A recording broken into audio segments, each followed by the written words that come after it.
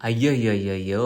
పాపమయ్యా! అసలు మన తేజానైతే ప్రాంక్ జేశారు. మామూలు ప్రాంక్ గాదు. ఆయన జీవితంలో ఇంతకన్నా ఎక్కువ సంతోషపడలేదేమో! అంత పెద్ద మూమెంట్ అనిపిచ్చింది నాకైతే. సో, యష్మి అయితే మన తేజాకి కిస్ ఇస్తాననింది. అవునండి. నిజమే. యష్మి ఏంట్రా తేజాకి కిస్ ఇవ్వడం ఏంట్రా అని చెప్పి అంటున్నారా? ఏం లేదు. మన తేజ అయితే నిద్రపోయాడు.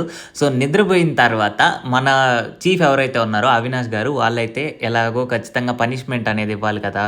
సో, పనిష్మెంట్ కిందకి ఎళ్లి మన స్విమ్మింగ్ పూల్‌లో అయితే దూకమని జెప్పన్నారు.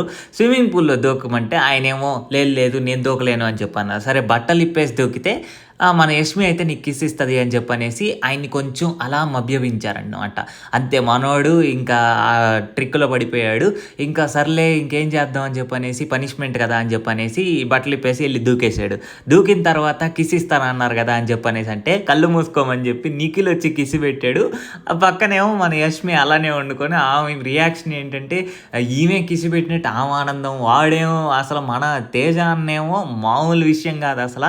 ఫుల్లుగా ఎంజాయ్ చేశాడనే చెప్పాలి. సో, మన యష్మి కిస్ పెట్టిందేమో అని చెప్పనేసి అసలు విషయం తెలిస్తే ఏమైపోతారో ఏమో! సరే గాని తర్వాత మన చీఫ్ కంటెండర్ టాస్క్ ఏదైతే కంటిన్యూ అయిందో అందులో మన టేస్టీ తేజ అయితే చీఫ్ కంటెండర్ గూడా అయ్యారు. అసల ఈరోజు మాత్రం మంచి ఎపిసోడ్ అనే చెప్పుకోవాలి మన టేస్టీ తేజకి. సో, చీఫ్ కంటెండర్స్ ఎవరెవరయ్యారో ఇక్కడైతే పెట్టాను చూసేయండి. సో, మరిన్ని బిగ్ బాస్ అప్డేట్స్ కోసం మన ఛానల్‌ని సబ్స్క్రైబ్ చేసుకోండి. Subscribe to Telugu టాక్సూ.